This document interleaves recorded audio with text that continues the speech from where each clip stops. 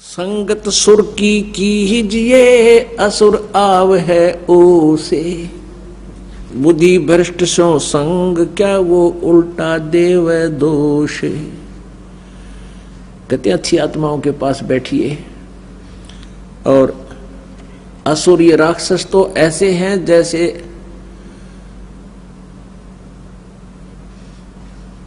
ओस होती है। ओस यानी सुबह सुबह 1-2 घंटा होते हैं, फिर वो तुरंत समाप्त हो जाती है।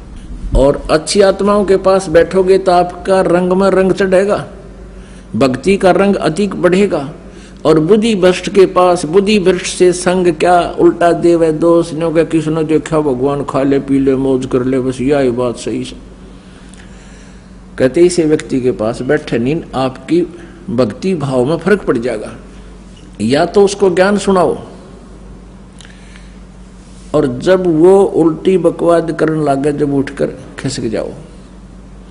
आपका ज्ञान स्वीकार करता है, सुनता है, बहुत अच्छी बात है। और फिर वो यूं कहता है ना किसने देखा भगवान, और हम तो इस आगे भगवान नहीं मानते। उसको समझाने की चेष्टा अवश्य करो, लेकिन उसके रंग में तुम ना रंग जाना।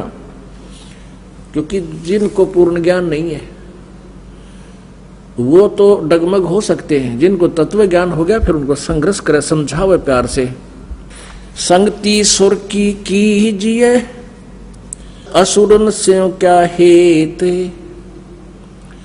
डाल मूल पावे नहीं जो मूड़ी का खेत। कहते हैं अच्छी आत्माओं पुण्यात्माओं का सत्संग कीजिए।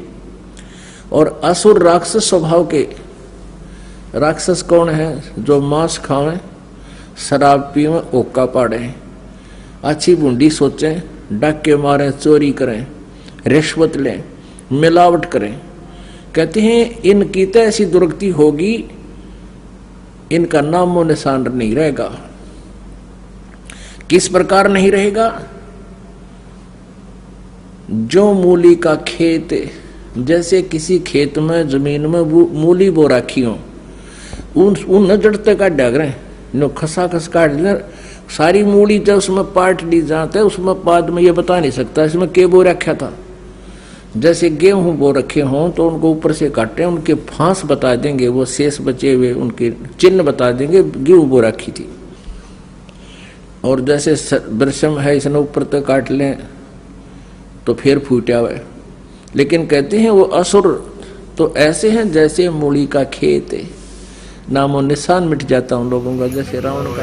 इसने एक ब्रह्मांड के टॉप मोस्ट प्लेस पर, शिखर सुन में यानी चोटी पे 3 स्थान बना रखी है। आपको एक चित्र दिखाते हैं ब्रह्मांड का, इससे आसानी से समझ में आओगी। देखिए एक ब्रह्मांड का लघु चित्र है, ये देखिएगा। ये एक अंडे जैसी शेप है इसकी, अंडे जैसा आकार है। इसको एलिप्टिकल, इसका जो है ना शेप है, आकार है। अब ये देखिएगा, नीचे से शुरू करते हैं। सबसे नीचे ये पाताल लोक, तलातल, रसातल, तलातल और वितल। तो ये है ये शिव का लोक, शिवपुरी जिसे कहते हैं। ब्रह्मा जी का लोक ब्रह्मापुरी, विष्णु जी का लोक विष्णुपुरी।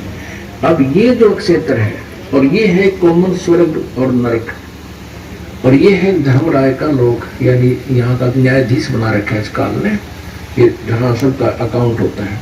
और ये जो स्थान है ये ब्रह्म लोक है सारा। ये स्थान जो है इसको ब्रह्म लोक कहते हैं। एक ये स्वर्ग है, इसमें भी एक इंद्र हो रहता है, ये इंद्र अलग है और इसलिए इसको महा इंद्र कहा है। ये इसमें क्या कर रखा है, ये एक महास्वर्ग है। इसी में इसने एक अलग से और एक डुप्लीकेट काम कर रखा है। नकली सतलोक, नकली अलखलोक, नकली अगमलोक और नकली अनामी लोक की रचना कर रखी है। इधर ये 88,000 खेड़े हैं, इधर ये सप्तपुरी है। और इस सारे इस ब्रह्मलोक के ऊपर, ये ब्रह्मलोक है, इस ब्रह्मलोक के ऊपर इसने यहां 3 गुप्त स्थान बना रखे हैं। आपको बताया था कि एक ये रजोगुण प्रधान क्षेत्र है, इसमें ये काल सरपुरुष स्वयं ब्रह्मा रूप धारण करके रहता है और साथ में अपनी पत्नी दुर्गा को सावित्री रूप में रखता है। ये वहां यहां से अंतर्ध्यान हुआ, इनके विमान से पहले ये यहां पहुंच गया। एक ये तमोगुण प्रधान क्षेत्र है, इसमें ये स्वयं महाविष्णु महाशिव रूप में रहता है और दुर्गा को अपने यानी उमा रूप में रखता है। और फिर ये एक सतोगुण प्रधान क्षेत्र है।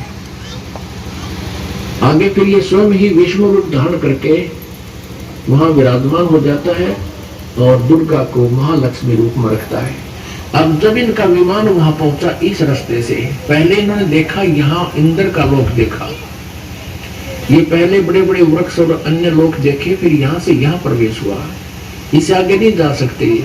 इनका विमान इस महाइंद्र को देखकर वापस अपनी सच्चिदानंद घन ब्रह्म की वाणी में, कबीर वाणी में लिपिबद्ध करवा रखा है आज से 600 वर्ष पहले। और आज इन सदग्रंथों में हमें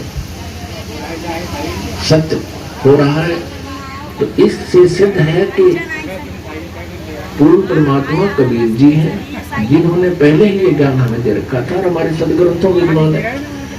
अब हम कहां तक पढ़ते हुए आगे कि इन तीनों ये विमान में बैठे हैं, ब्रह्मा विष्णु शिव जी, और दुर्गा ने अपनी शक्ति से विमान को आकाश में उड़ा दिया।